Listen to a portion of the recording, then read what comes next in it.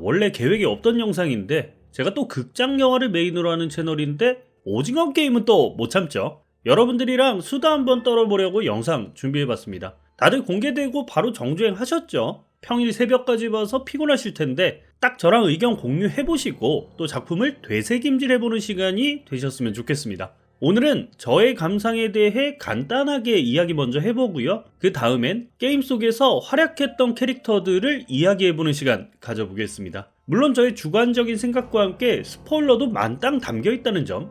잠깐 그 전에 이제 제가 요 타이밍에 무슨 말 할지 아시죠?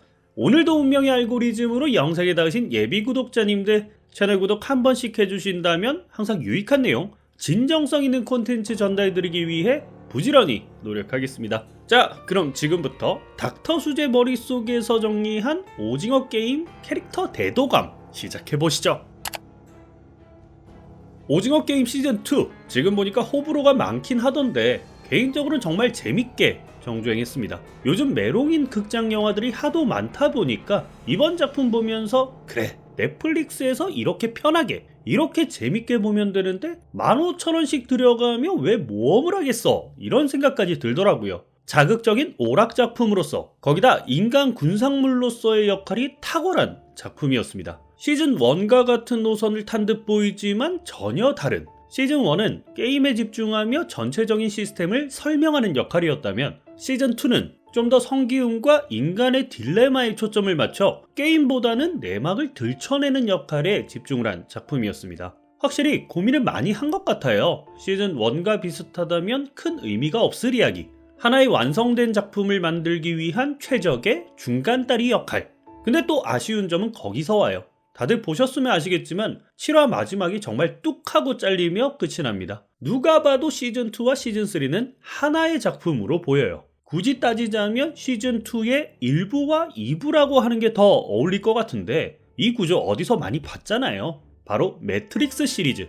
매트릭스도 본래 후속작을 고려하지 않고 완결성 있는 1편을 만들고 그게 돈이 되니까 2편, 3편 동시에 기획한 작품이죠. 2편을 뚝 잘라 먹은 것조차 비슷한데 저는 이게 이번 오징어 게임 시즌2의 가장 큰 아쉬운 점? 뒤가 너무 궁금한데 이거를 또 거의 1년을 기다리라는 거지. 종합적으로 정리하자면 단독적인 작품으로서의 기능은 아쉬우나 작품과 작품을 잇는 중간의 연결고리라고 생각하신다면 시간 순삭, 오락적으로 굉장히 재밌는 작품이었다 라고 생각합니다.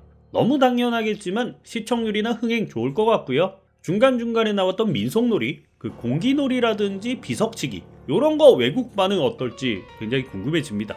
지금부터 캐릭터에 대한 이야기로 넘어갈 건데 거기서 한 명 한 명 이야기하면서 작품에 대한 더 깊은 이야기 이어가 보도록 하겠습니다. 자, 이번 영상의 메인 닥터 수제판 인간군상 캐릭터 도감 시간입니다. 지금부터 게임에 참가했던 캐릭터 하나하나, 조금의 활약이라도 있었던 캐릭터들을 저희 주관적인 느낌을 담아 이야기해볼게요. 생각보다 캐릭터 수가 많아서 짧게 넘어가는 캐릭터가 있을 수 있다는 점 양해 부탁드리겠습니다. 과연 여러분들은 이 지독한 인간들에 대해 어떻게 생각하실지.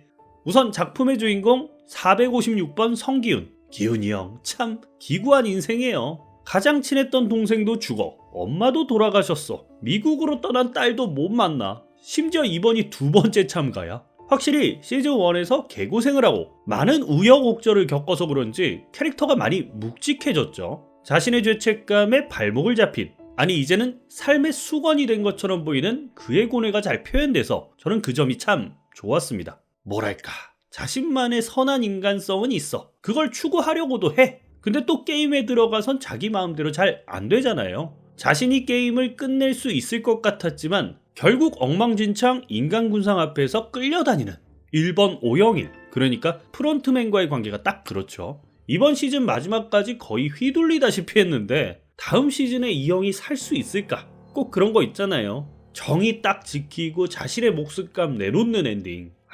진짜 그렇게 되면은 나 운다.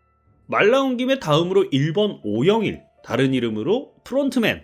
와, 진짜 4화 마지막 장면, 오영일 등장하는 것 보고 이제 본격적인 시작이구나, 가장 흥분했던 엔딩 씬이었습니다. 제가 이번 시즌을 재밌게 본 이유를 생각해 본다면 확실히 변수 오영일의 등장인 것 같아요. 무슨 게임을 하건 예상을 벗어나는 선택을 하고, 이 양반은 전작의 오일남과는 좀 다르잖아요. 오일남은 분명 염세적이긴 해도 게임을 즐기고자 하는 생각은 있었단 말이에요. 근데 오영일은 일단 성기훈의 행보를 관찰하고 막으려는 의도가 있잖아요. 목적을 알고 있는 캐릭터인데 이게 배우가 연기를 너무 잘하니까 입체적으로 보여. 너무 신기해. 암튼 이번 시즌에도 그가 왜 프론트맨이 되었는지, 또 동생 황준호와 만나게 되는 접점은 전혀 등장하지 않았죠. 그래도 이번에 알 수 있었던 건 그가 황준호와 피로 이어진 친형제가 아니었다는 사실. 오일남, 오영일, 이상하게 이름이 겹쳐서 혹시 그 할아버지의 아들, 뭐 이런 추측을 해보며 다음으로 패스.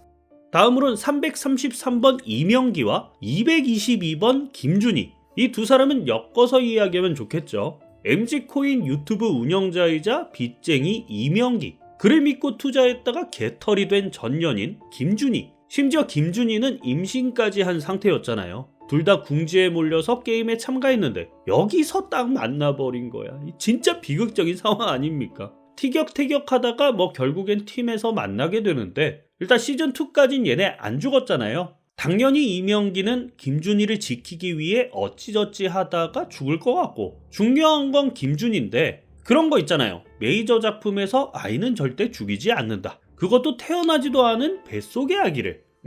저는 그래서 조심스럽게 시즌3에서 딱 한 명만 살아남게 된다면 그건 김준희가 아닐까. 물론 성기훈이 시스템을 뒤집으면서 끝났기 때문에 다수가 살아나갈 수 있을 것 같긴 한데, 다시 정정하겠습니다. 다음 시즌의 김준희는 죽지 않을 것이다.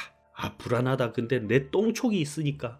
다음으로 388번 강대호. 이번 시즌의 금쪽이 닥터 수제 최애 캐릭터. 딱 캐릭터가 제 취향입니다. 뭐랄까, 전형적인 겉바속촉의 유리 멘탈이랄까. 초반까지는 몇 안 되는 유쾌한 캐릭터잖아요. 강하늘이라는 배우의 이미지와도 비슷하게 순진하고 깨끗하고 올곧고, 근데 딱 그 공기놀이 할 때 누다들 사이에 커서 이런 거 잘한다 했을 때 느낌이 왔습니다. 연약한 마음을 보자 하니 얘 언젠가 사고 친다. 그리고 이어지는 총격신의 멘붕 파티. 이건 아마도 해병대 시절의 트라우마라든지 아니면 인물 자체적으로 연약한 성격을 잘 표현한 것 같죠. 시즌3에서도 이런 모습일 것 같긴 한데, 만약 요런 걸 딛고 큰 활약을 한다? 그러면 완전 최애 확정되어버리는 겁니다. 미워할래야 미워할 수 없는 금쪽이.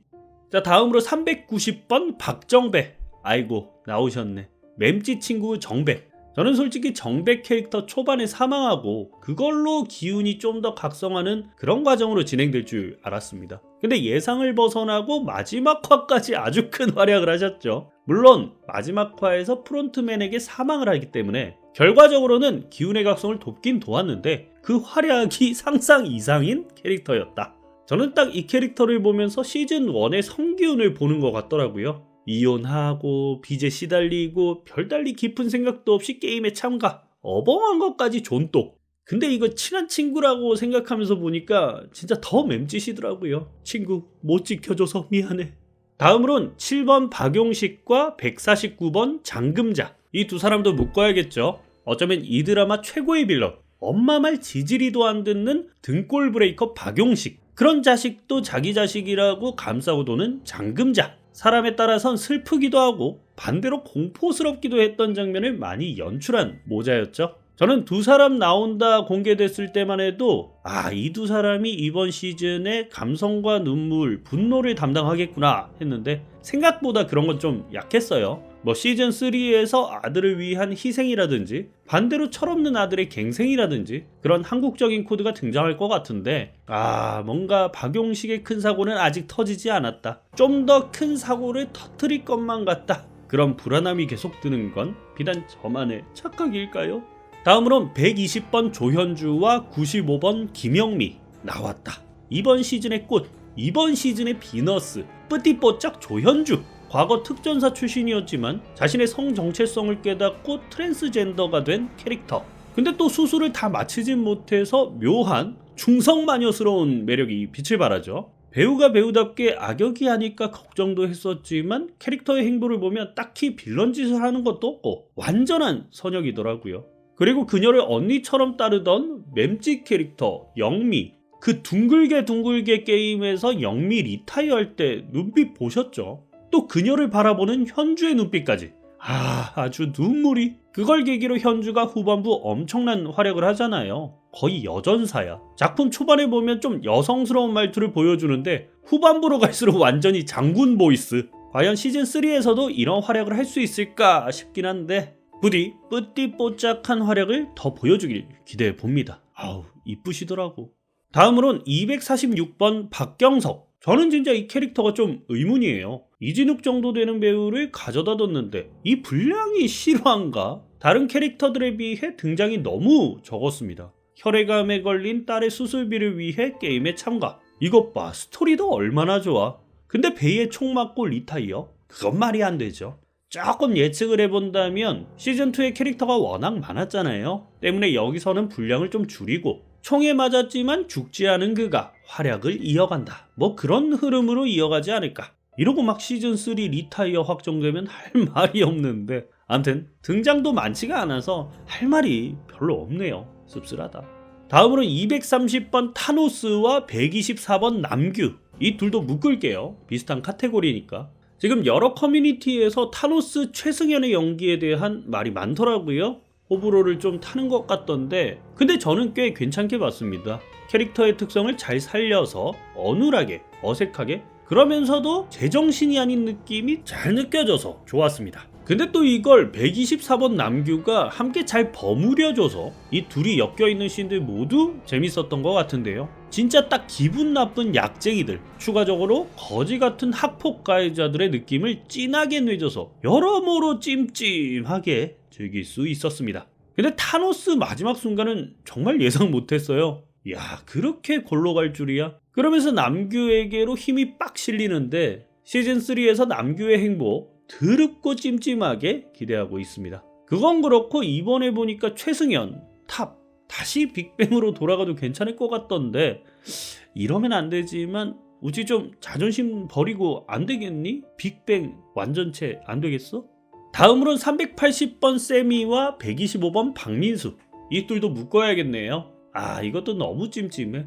얘네는 짠내가 아니라 말 그대로 너무 안타까워요. 타노스와 남규에게 괴롭힘을 당하는 민수. 근데 그런 민수를 믿어준 게 세미였잖아. 근데 민수는 또 두 그지 같은 놈들의 압박에 세미를 배신. 심지어 마지막엔 세미 도울 거라고 깨작거리다가 별 도움도 못 되고 사과도 못하고 그렇게 파국.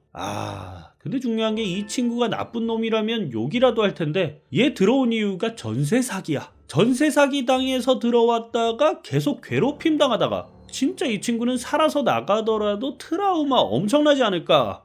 이 두 캐릭터 보면서 정말 안타깝기도 하고 씁쓸하기도 하고 진짜 학교 폭력이랑 집단 괴롭히는 놈들 다 싸잡아가지고 묶어가지고 아주.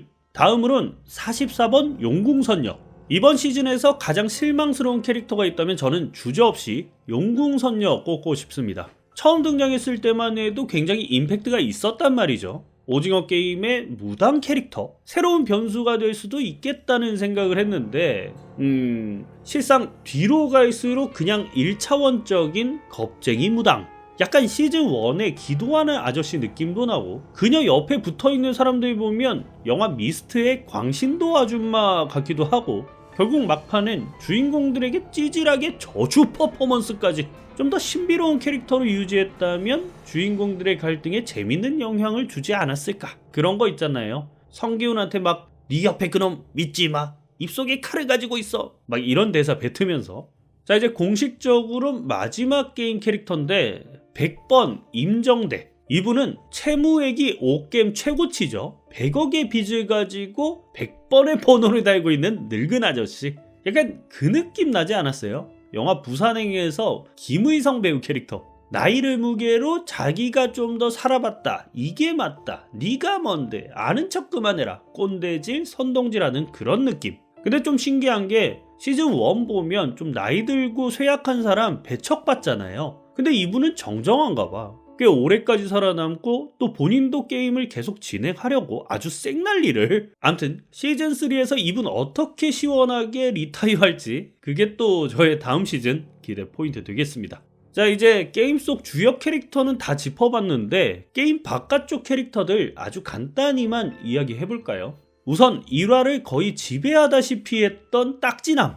와, 저는 개인적으로 딱지남 덕분에 1화 정말 재밌게 봤습니다. 공유 배우가 그 신념 있는 또라이 연기를 정말 잘했어요. 그가 탑골공원에 가서 펼치는 기상천외한 만행은 정말 저런 사람이니까 저런 일을 하는구나. 그것만 그렇습니까? 1화 마지막 러시안 룰렛 장면은 어우, 미친놈이던데. 다음으로 진행요원 강노을. 군인 출신의 탈북민으로 오징어 게임 진행요원으로 나오죠. 계속 북한에 있는 아이를 찾는다고 한다는 것도 그렇고 출신도 그렇고 계속 시즌1의 강새벽과 연관이 있어 보이는 건 비단 저만의 생각이 아니겠지요. 이름도 새벽, 노을, 부모-자식 관계는 당연히 아닐 거고 자매인가? 이번 시즌에선 단서가 적어서 확실치 않은데 이러고 또 아무 관련 없다 이러면 나 뭐가 되냐. 다음으로 박희순 배우가 깜짝 등장한 부대장. 요 역할은 이번 드라마에서 깜짝 공개한 배역인 거죠. 어떠한 기사에서도 본 적이 없던 배우가 나와서 요건 좀 놀랬는데 분량 미비한 거에서 더 놀람. 꼭 박희순 배우를 썼어야 했을까 싶을 정도로 인상은 없었습니다.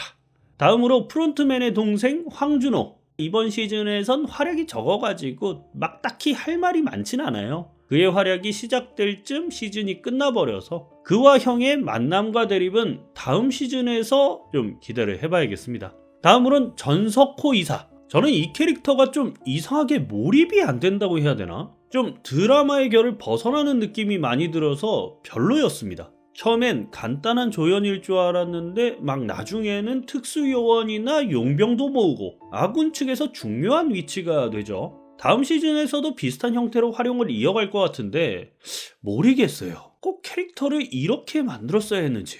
마지막으로 오달수 배우가 연기한 박선장. 이 캐릭터의 경우도 반전 아닌 반전 캐릭터가 되었는데 그 말인즉슨 지금까지 황준호의 행동들을 다 보고하고 있었다는 게 되잖아요. 이들이 쳐들어올 것이라는 것도 다 알고 있었을 거고 암튼 그로 인해 앞으로 침투 작전에 많은 영향이 있을 것 같은데 몰라. 이 캐릭터도 뭐 활약 자체는 많지 않았어가지고 딱히 더 할 말은. 자, 이제 영상 정리하시죠.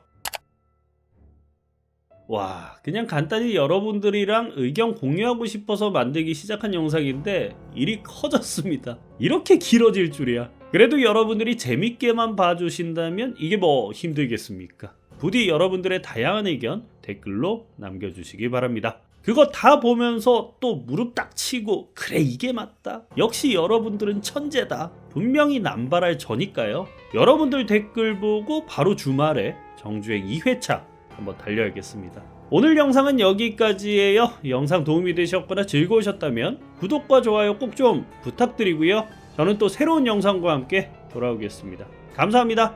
근데 진심 시즌3는 또 어떻게 기다리냐? 좀 빨리 내주면 안 되나?